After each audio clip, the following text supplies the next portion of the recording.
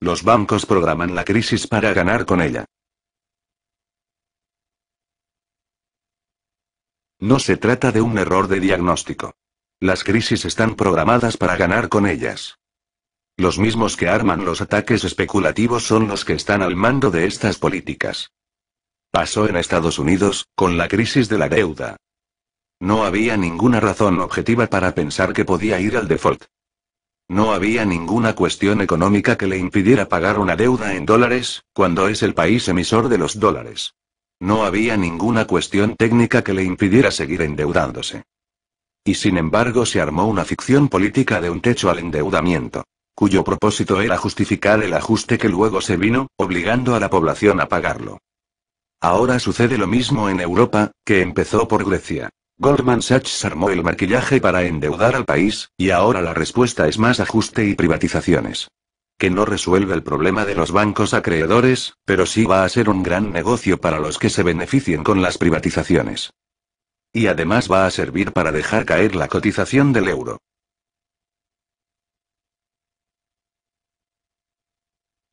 ¿Es una lucha de Europa contra Estados Unidos? Es una guerra entre facciones, que no necesariamente se definen por límites geográficos. Hay una línea de bancos estadounidenses y británicos de un lado, que disputan negocios contra los mayores bancos europeos del otro. Pero a su vez hay algún gran banco francés más ligado a los capitales anglo-estadounidenses, y otros norteamericanos vinculados con el capital europeo. Por ejemplo, Lehman Brothers. No es casual que cuando cae, en 2008, inmediatamente sube el dólar.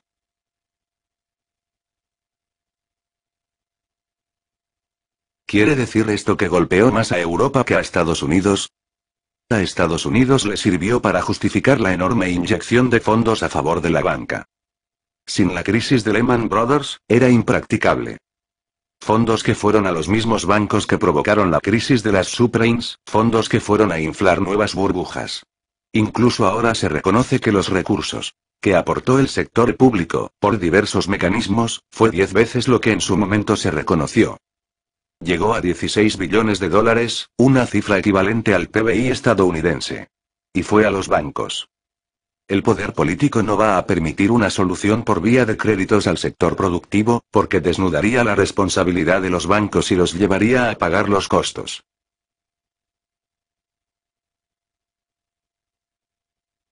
Y de ahí el epicentro de la crisis se mudó a Europa, que responde con más ajuste, más inyección de fondos a favor de los bancos. Empezaron con Grecia, pero tienen que seguir con otros países para mantener esta disputa entre facciones. Y otra vez se comprueba, como en el caso de Estados Unidos, que no hay cuestiones objetivas en la justificación de las políticas de ajuste, sino necesidades políticas de los grupos financieros que dominan la escena. En el caso de España, por ejemplo, hasta la crisis se observa que tuvo un mejor comportamiento fiscal que Alemania, con menos déficit, hasta que tuvo que socorrer a los bancos. Entonces no fue culpa del Estado, sino de los bancos. Y sin embargo la respuesta fue aplicar un duro ajuste. Ahora es el turno de Italia, donde se está desarrollando un fuerte proceso de desestabilización. Hasta el conflicto en Libia es parte de la guerra entre facciones, en una lucha por el control del principal abastecedor de petróleo y gas para la Europa mediterránea.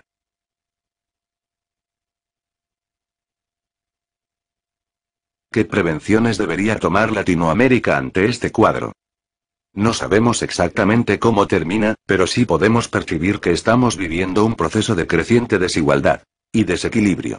Y a diferencia de otras crisis, que superado el episodio vuelven a restablecerse ciertas condiciones de equilibrio, ahora lo que se ve es que la distorsión en los precios relativos, de las materias primas, de los metales, no va a volver necesariamente a su curso. Porque están inflados por la especulación, medidos en monedas que también tienen un valor ficticio. Estamos viviendo un estado de fuerte desequilibrio, en el que los capitales especulativos siguen teniendo el control. Estamos en una situación gravísima. Lo bueno es que la región tiene las herramientas para salir por sí misma de esta crisis. Tiene la solución en sus manos, no depende de nadie. Pero tiene que haber decisión política para aplicarla.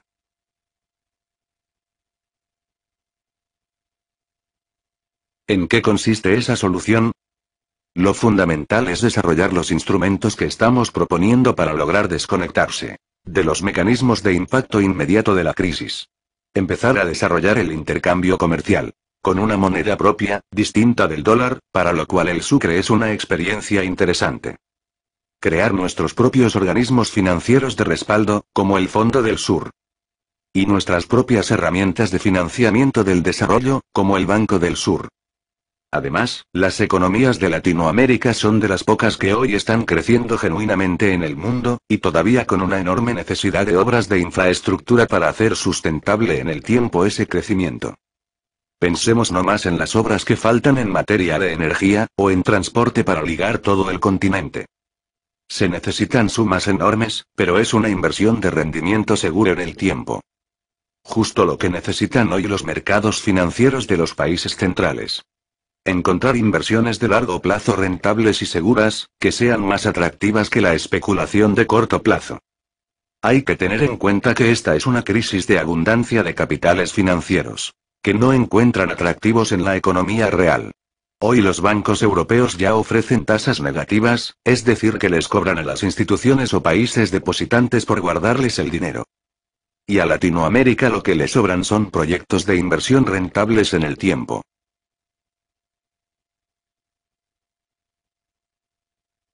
¿Hasta qué punto han logrado avanzar los países de la UNASUR en acordar criterios de financiación e impulso a este tipo de proyectos? Ahora mismo hay un debate acerca de si el Banco Interamericano de Desarrollo, el BID, que está pidiendo participar, debe intervenir o no. Yo creo que no hay problemas en que intervenga, siempre que la agenda sea la que proponga el Consejo de Ministros de la UNASUR.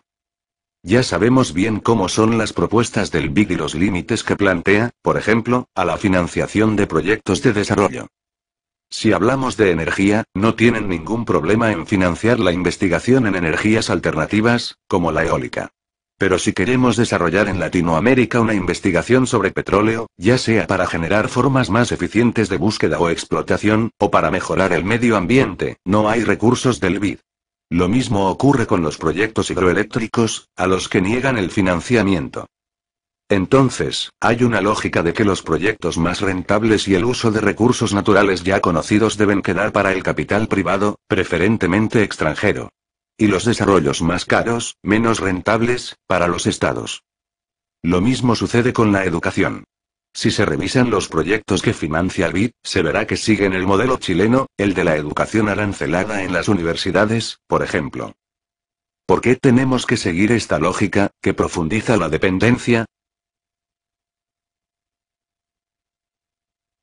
Lo curioso es que, además, el BID tenga esta política de restringir los recursos no porque no los tenga, sino cuando hay abundancia de liquidez en los mercados financieros.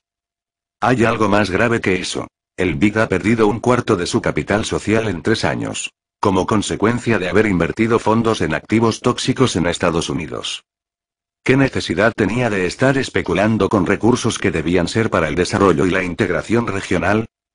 Además, lo hizo después de 2007, cuando ya la curva de rendimientos de estos activos indicaba que algo raro estaba pasando. E iba a pasar en los mercados especulativos. Y lo siguió haciendo hasta 2010. Claro, mientras tanto maquillaba los balances para que no trascendiera. Pero recientemente un legislador estadounidense, Richard Lugar, los obligó a reconocer en una comisión del Senado que habían mentido. Y no es un senador de izquierda, es uno de los líderes del Partido Republicano.